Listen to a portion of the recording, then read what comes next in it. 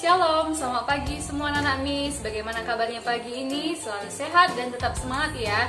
Nah, kembali lagi di pembelajaran dari hari ini bersama Miss Lisna. Hari ini kita akan belajar 3 mata pelajaran, yaitu IPS, PPKN, dan IPA. Nah, anak-anak Miss, perhatikan video penjelasan Miss berikut ya. Ayo anak-anak, sekarang kita buka buku paket IPS kita halaman 28 ya, dengan materi benda berharga memiliki manfaat dan banyak kenangan. Nah, contohnya adalah buku. Apakah anak-anak Miss semuanya mengoleksi buku-buku di rumah? Nah, buku itu adalah sumber ilmu. Buku bisa menjadi barang koleksi yang sangat bermanfaat. Jika kalian suka membaca buku dan mengoleksi buku, maka pengetahuan kalian akan semakin bertambah. Selanjutnya, apakah anak-anak Miss pernah mendapatkan piala?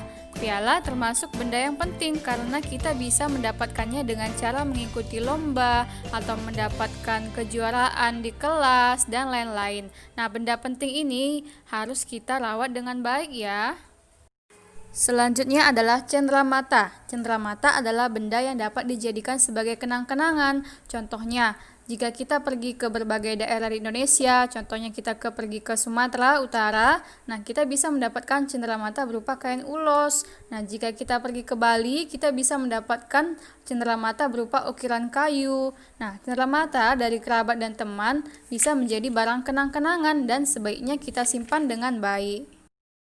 Baik anak-anak, selanjutnya kita pelajaran PPKN dengan materi aturan. Apakah itu aturan? Aturan adalah petunjuk atau tata cara kita bertingkah laku. Aturan juga disebut sebagai tata tertib. Aturan ada di mana-mana. Aturan itu berlaku di rumah, di sekolah, di masyarakat, di jalan, bahkan pada saat kita bermain juga memiliki aturan. Nah, aturan dalam bermain harus ditaati oleh semua orang yang mengikuti permainan itu. Lalu, untuk apa ya aturan itu dibuat? Aturan dibuat supaya hidup kita menjadi tertib dan teratur. Jika kita mematuhi aturan, maka kehidupan kita menjadi tertib dan teratur. Nah, anak-anak, apakah kalian pernah bermain di rumah teman? Nah, pada saat bermain di rumah teman, ada aturan yang harus kita patuhi juga. Ada sikap yang mematuhi aturan di rumah teman.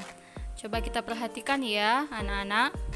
Yang pertama, pada saat datang ke rumah teman, kita harus mengetuk pintu terlebih dahulu dan mengucapkan salam. Yang kedua, kita membuang sampah pada tempatnya. Lalu yang ketiga, kita meminta izin jika ingin meminjam barang milik teman kita. Lalu selanjutnya, ketika bermain dengan teman harus dengan rukun atau tidak curang.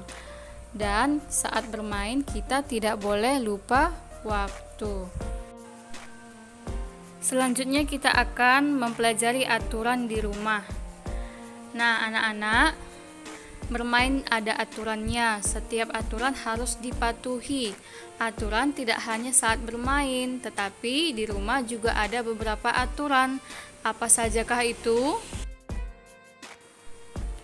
Nah, berikut ini ada beberapa contoh aturan di rumah. Yang pertama, setelah bangun kita harus merapikan tempat tidur. Lalu yang kedua, berpamitan sebelum berangkat ke sekolah atau bila bepergian. Yang ketiga, setelah bermain kita harus merapikan mainan. Dan tidak boleh menonton sampai larut malam ya. Oke, bagaimana anak Miss? Apakah kalian juga punya aturan di rumah? Nah, kalau punya, kalian akan menuliskan aturan tersebut pada buku tema ya.